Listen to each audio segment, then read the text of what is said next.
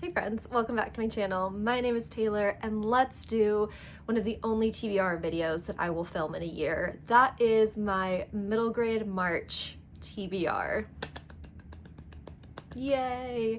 So for those of you guys who are new to my channel or haven't been around the last several years, I think at this point, Middle Grade March is a readathon that happens in the month of March where we read middle grade books. It's hosted by a lovely group of people. I'll link their channels and the channel itself for Middle Grade March down below. They're typically the ones that I follow when I've been doing this the last few years. And yeah, it's kind of my only time of the year at this point in my life that I read middle grade books. I love reading middle grade. I think there's so many good and amazing authors that have come out in the last few years, as well as nostalgic reads that I love going back to this time of year. So yeah, this essentially is going to be everything I'm going to try to read in March. I always have a super ambitious goal of trying to read 50 books in the month, and has that ever happened? No. Is it going to happen this year? Probably not. It's a month before my wedding, so we'll see however many of these I can get through. Hopefully I can maybe hit like 20. I have a couple trips planned, which is usually how I knock out a good majority of these if I can. But yeah, without further ado, let's rapid fire through a very large amount of middle grade books that I'd like to read this next month. Let's get into it. Okay, literally rapid fire, no real logic or pattern to any of these. I just pulled them off of my shelves and thought I'd share them with you guys. First up is Willa in the Woods, or Of the Woods by Robert Betty. This is the author of the Seraphina series, another one that I would love to get to this year. This one I think essentially follows a girl who's a night spirit and she's stranded in the day world. So very interesting, very excited for this. The art on the cover, stunning. Okay, next, let's talk about The Swifts, a Dictionary of Scoundrels by Beth Lincoln. This I just think looks so cute. The art on this just looks adorable. I'm so excited to read this one. This one I think came out a few years ago, but this one essentially is about every Swift child is brought before the Sacred Family Dictionary. They're given a name and a definition that they're assumed to grow up to match, which sounds adorable. I love that.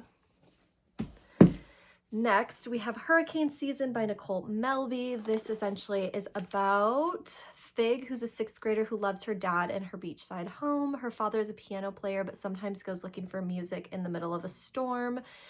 And then one day he shows up to school looking confused and looking for her. Which brings social services to their door. I really love these type of middle grade books because they're so hard hitting and sometimes so well spoken to the type of situations that kids at this age could potentially be going through. So I'm really excited to read this one. Also, the cover on this is just gorgeous. Next, let's talk about The List by Patricia Ford. This is one I've had on my TBR for forever.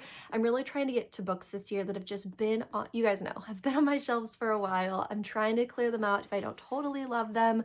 Obviously, I hope that I do. That's the main goal of reading anything, right? But this one kind of gave me the reminder of The Giver. So essentially, everyone in the city of Ark is given a list of only 500 words, but this girl, Lita, is apprenticed to the wordsmith, so she can read all of the words that have ever existed, which seems really interesting, and I'm very excited. So I can't wait to read this because The Giver is one of my favorite books of all time, and I think this one's going to be really good. Okay, next, let's pick about one that I tried to read a couple years ago and just didn't get a chance to finish it. This is by Kate DeCamillo. This is The Magician's Elephant, which just looks so cute. This one essentially is about a boy named Peter who's trying to find, a fortune teller's tent appears in a market square where orphan Peter needs to answer the questions. Is his sister still living? And if so, can he find her? His answer, an elephant, will set off a chain of events so remarkable, so impossible, he'll dare to believe it, but all of it is true. This is the author of The Tale of Despero, which is one of my favorite books by her, and I'm excited to read this. I think it's going to be really good. Next, let's talk about The Abominables by Eva Ibbotson. This is the author of, oh my gosh, what's the one that I love by her? I'll put the picture or the title of it over here if I can remember, but this one essentially follows a gentle family of Yetis forced out of their Himalayan paradise by tourism, and it's the beginning of an unforgettable road trip adventure in the search of a new home. How cute. I love her books. I think they're so fun. They kind of give me the same like Roald Dahl type of vibe, just a little bit quirky, a little bit fun cast of characters. I think this is going to be cute. Next, let's talk about one of my favorite books from my childhood that I'm so excited to revisit. This is The Trumpet of the Swan by E.B. White. This is the author of Charlotte's Web and Stuart Little, two of my favorite books from when I was a kid. And this essentially follows a swan named Lewis who doesn't have a voice, and essentially he makes friends with a boy named Sam, and he ends up learning how to play the trumpet, which I think is so cute. I remember loving this, thinking it was such a good time, and I haven't read this in years, so this is definitely at the top of my list for March. Next, let's do one that is a classic that I've never actually read. This is Roll of Thunder, Hear My Cry by Mildred Taylor. This one essentially, I think, follows Mississippi at the height of depression, is following the story of one family's struggle to maintain their integrity, pride, and independence. It's also about Cassie, an independent girl raised by a family for whom independence is primary. A family determined not to relinquish their humanity simply because they are Black. It takes the events of it 1 year to show Cassie why the land meant so much, why having a place of their own means so much. I think this is going to be beautiful. The art on the cover of these is stunning. I think this is going to be great. Next, let's talk about Neil Gaiman's The Graveyard Book. I've always wanted to read Neil Gaiman. I have Coraline somewhere in this list as well, but this one essentially follows Owen, who lives in a graveyard, being raised and educated by ghosts with a solitary guardian who belongs neither to the living of the world or the dead. There's dangers and adventures in a graveyard for a boy, but when he leaves the graveyard, he will come under attack from the man who already killed his family. This sounds so good. I think it's going to be beautiful and sad, and I'm here for it. Next, let's talk about kind of a funny one. I think I have a couple others in here. Where is it? Oh yeah, here we go. So I have two. These have been on my shelves for forever, and I really just want to get to them this year. They're by Liesl Sturliff. This is Grump, the Fairly True Story of Snow White and the Seven Dwarfs, and Jack, the Fairly True Story of Jack and the Beanstalk. I just think these look adorable. I love a fairy tale retelling, and both of these just look so fun and cute. So I think these are going to be a good time, and I want to read them and get to them.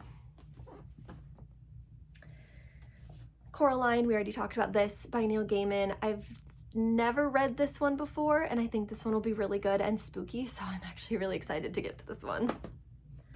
Next, let's talk about one that is a continuation of a story that I read last year from my childhood and really, really loved, but I've never read the sequel. This is by Lewis Ardrich.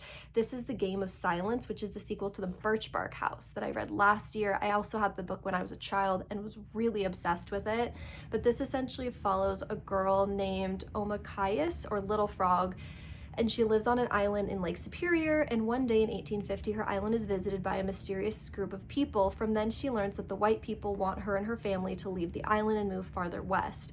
That day she realizes something so valuable, so important, that she never knew she had in the first place could be in danger: her way of life and her home. Very interested to read this because, again, this is a continuation of a story I loved as a child, so I'm excited to see where the story goes from here.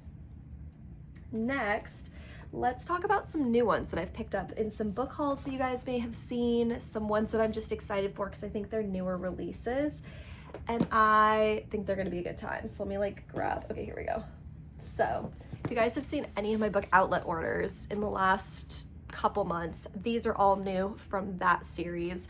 These ones basically are just ones that I found, picked up on a whim that I thought sounded really good, or ones that I maybe remembered from my childhood, which is most of what I find and read when I'm picking up middle grade. The first is The Golden Goblet. This one essentially is about Ranifer, who wants to be a master goldsmith like his father was, but how can he when he's all but been imprisoned by his evil half-brother Gebu? Then he finds a priceless gold goblet in Gebu's room, and he knows his luck and destiny are about to change. I think I read this one in elementary school when I was a kid. It seems really familiar, but I don't know, but I had to give it a try. Next, I have The Troubled Girls of Dragomir Academy by Annie Arshu.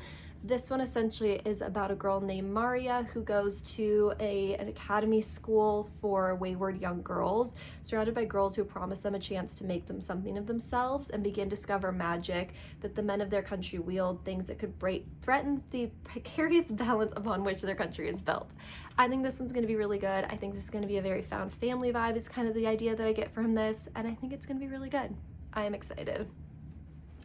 Let's talk about maybe the book that I'm the most excited to read this March. This is The Menagerie by 2T Sutherland and Carrie Sutherland. I think if you guys have seen any of my videos recently where I've been talking about books, I was obsessed with The Phoenix Keeper last year. It was one of my favorite books of all time that I read, and it's essentially about a magical zoo, which this seems to have, but in more of a middle grade vibe. It's a top secret menagerie filled with mythical creatures like unicorns, dragons, and phoenixes. For centuries, Zoe's family has been responsible for keeping the menagerie guarded from the outside world, but 6 griffin cubs have just escaped, and if they can't be found, the menagerie will be shut down.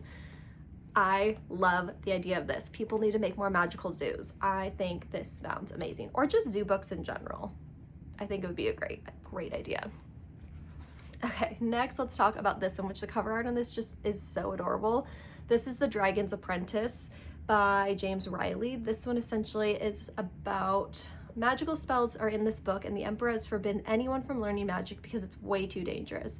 If you try one of these spells, any number of terrible things will happen, or so the Emperor says. Sierra used a spell from within this book and ended up summoning a dragon. I think this one sounds super cute. I'll leave it at that, but I think this one's going to be adorable and a good time, and look at those sprayed edges. Love it. Next, let's pick up another one that just has the cutest cover art. This one's called The Lost Library by Rebecca Steed. This one essentially is about a little free library guarded by a large orange cat that appears overnight in the small town of Martinville, where 11-year-old Evan plucks 2 weathered books from its shelves, never expecting that his life is about to change. They find a link between one of the old books and a long-ago event that none of the grown-ups want to talk about. The boys start asking questions whose answers will not only transform their own futures, but the town itself. That looks amazing. The art on this is adorable. Look at the little cute kitten. I think this is going to be great. Next, let's talk about another one with adorable sprayed edges. Like, check that out. So cute. This is The House at the Edge of Magic by Amy Sparkles.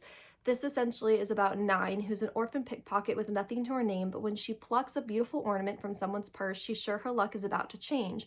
Instead, her treasure grows into an enormous house full of magic, mystery, and ridiculous residents. But the enchanted place is under a terrible curse that only Nine can break, and she might be willing to help for something in return. This sounds so good. I'm very excited for this. This gives me like Howl's Moving Castle vibes. You know what I mean? Very similar. Speaking of Howl's Moving Castle, I also have this one on the list by Diana Wade Jones. This is, of course, the very famous book based on the story or the inspiration for the motion picture by Miyazaki? No. Oh my gosh, you guys know what I'm talking about. The beautiful anime manga movie. It's a classic. I don't even know. But this one, I didn't realize was even based on a book until like years ago. I actually did pick this up, I think from Book Outlet.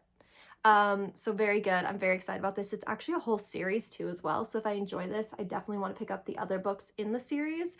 But yeah, let me know which one you guys like better, book or movie. Let me know. I do love the movie.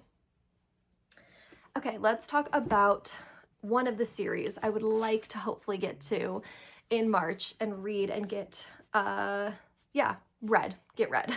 These are books that I used to read when I was a kid. These are the Betsy Tacy Treasury. This is a collection bind up of 4 different stories. Betsy Tacy and Tib, Betsy and Tacy Go Over the Big Hill, and Betsy and Tacy Go to Downtown by Maud Hart Lovelace. This is books I used to love as a kid. These are classics. I think these books have been around, oh my gosh, since the early 1900s, I believe. Like, these are some pretty classic stories, and I loved reading these ones as a kid. I also have a continuation of the stories, which I've never read before, but this one is Heaven to Betsy and Betsy in Spite of Herself, and Betsy Was a Junior and Betsy and Joe, also by the authors. So I think this will be fun to continue on the stories. I think they're a really good time, and I'm hoping that I really enjoy them. Okay.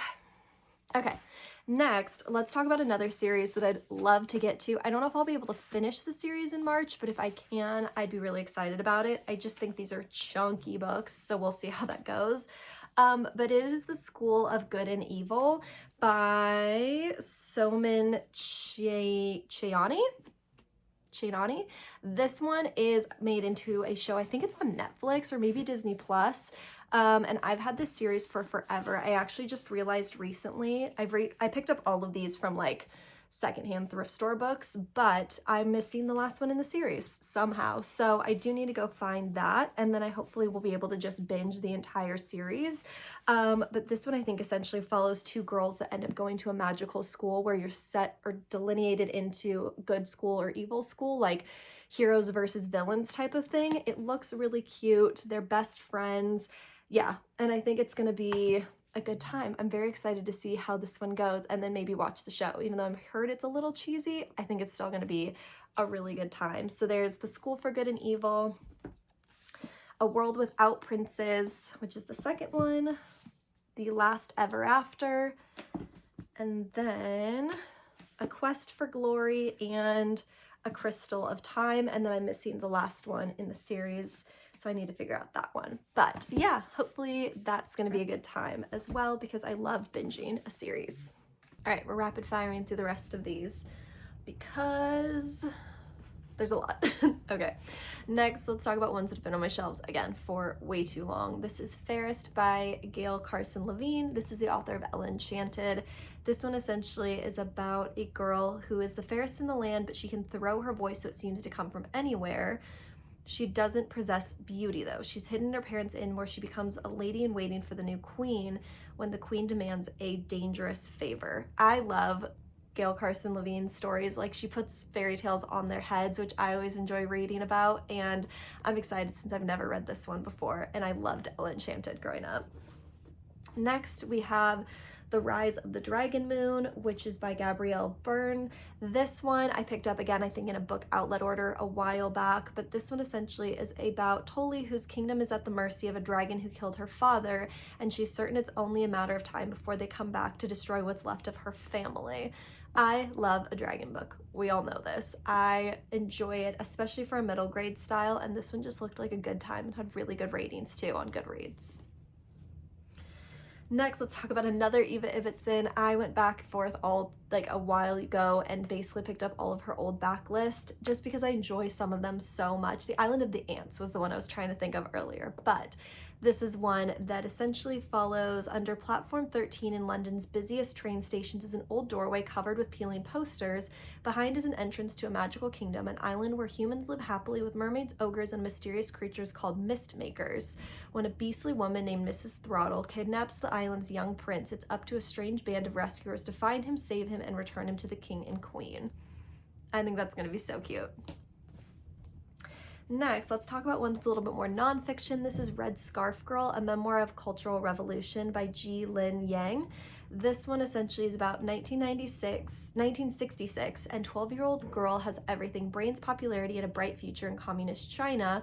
But then China's leader, Mao Zedong, launches the Cultural Revolution and her life begins to fall apart. Over the next few years, people who were once her friends and neighbors start turning on them, forcing them to live in constant fear of arrest. When her father's in prison, she must face the most difficult decision of her life: denounce him and turn her back on her family, or refuse to testify and sacrifice her future. I think this is nonfiction. Yes, it must be. And I'm really interested to see how she writes this for a middle grade audience. I think this one's going to be really interesting. Okay, next we have a continuation in a series that I started a couple years ago. This is Kenny and the Book of Beasts by Tony DiTeresi. This I love the art style of. This is essentially the sequel of Kenny and the Dragon, which I read a few years back, and this one was just a really cute, fun time for a story. I love the art in this. It's so good. And yeah, I just think these ones are quick, easy reads that I can knock out in a couple sittings. Next, let's do kind of a quick one that's random. This is The Elevator Family, some more children's book by Douglas Evans. This one is about a family that discovers there's no rooms available in the San Francisco hotel, so they decide to live and check into an elevator. So for 3 whole days, they live in the elevator, startling guests that come in and have like a different interaction with different guests. So I think this one's gonna be really cute and a good time. Let's knock out the rest of these pretty quickly. We have The Girl Who Lost a Leopard by Nizrana Farouk. This one essentially is about a girl who loves to run free in the mountains of her home. So does a leopard, but dangers stalk the mountains too. Will she be able to keep the leopard safe and fight for their freedom, or will she lose both forever? Love this. I think this one's going to be beautiful. I also have another one by her. I think it's The Boy Who Met the Whale. Maybe not. It's somewhere around here. I think I've read another book by her, or I've tried another book by her before, but the art on these is always stunning. Then I have The Owl in the Shower. I think this is one I used to read from when I was a kid that I recognize. This is by Jean George. This essentially, I think, follows a family that takes in a house, an injured owl, and then becomes part of the family. I remember this just being really cute as a kid, and so I had to pick it up as well. Then we have a classic, and I know this one is a very sad book, and so I don't know how emotionally ready I'm going to be for it, but this is Where the Red Fern Grows by Wilson Rawls. I never read this one as a kid, but I know it's essentially about a boy and 2 of his dogs, and essentially they're a hunting team, and I think it's going to be really sad because anytime a dog is in a book, something's probably going to happen. So we'll see how that one goes. Next, we have another one that I read actually in high school, or not high school, I think elementary school, and remembered really enjoying. This is The Watsons Go to Birmingham, 1963. This essentially follows a family taking a road trip to visit their grandma, going down to Birmingham, Alabama, in one of the darkest moments of American history. I remember this being pretty heavy of a book to read in elementary school, but I remember really enjoying it, so I had to pick it up to read again.